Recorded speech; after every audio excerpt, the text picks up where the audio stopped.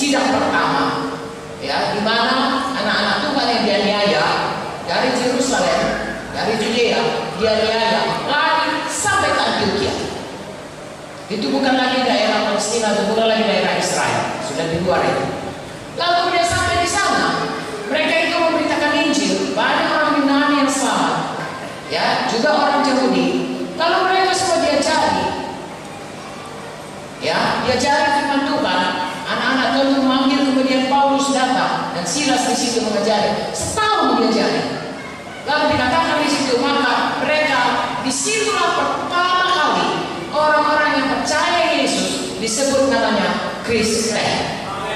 Mengapa? Kristen artinya Kristus, Kristus kecil. Orang-orang hidupnya seperti Tuhan Yesus, seperti Kristus. Kenapa? Hidupnya berubah.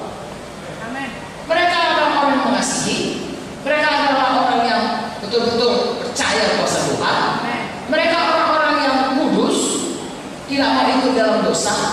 Orang-orang pada zaman itu berkata, kalau kau susah, panggil aja itu orang Kristen yang pasti mau menolong. Saya mendengar ada gereja Tuhan demikian. Orang berkata, gereja ini semua ditolongnya, rohani, badani, materi semua.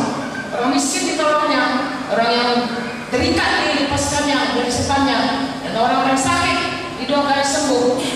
Orang yang perlu pertolongan ditolongnya, keluarga yang berantakan dipulihkannya. Memang itulah panggilan kita.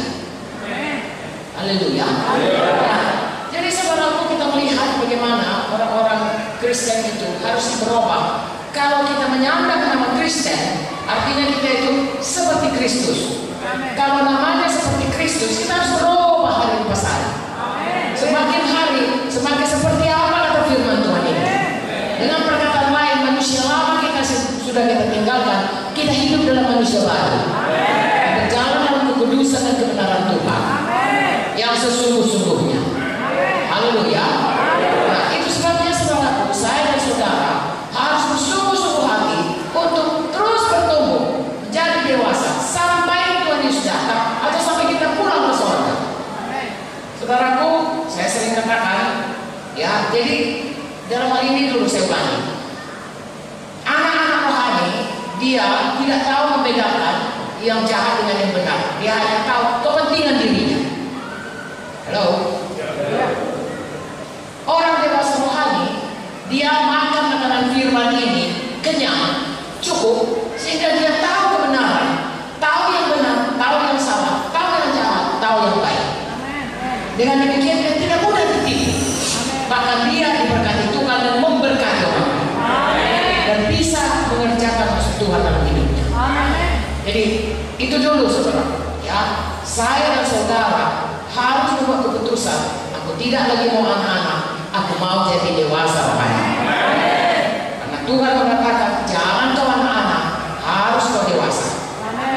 Gereja Tuhan ini harus gereja yang dewasa. Kalau setahun, saudara sudah berapa? 25 tahun di sini, Ibu? 25 tahun. Itu kalau 25 tahun kan sudah dewasa, ya. Kalau tadi baru, saudara buka cabang, katakanlah cabang di salah satu kota di sini, saudaraku, salah satu kecamatan, itu gerejanya baru, jiwanya jiwa baru.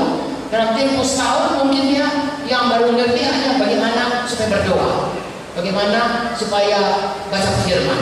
Belum tahu banyak-banyak mengenai firman. Tapi kalau sudah 25 tahun, saya dan saudara, saya sudah 50 tahun mengikut Tuhan, beda dengan gereja yang baru. Gereja di Seborga ini harusnya sudah mulai beranjak dewasa.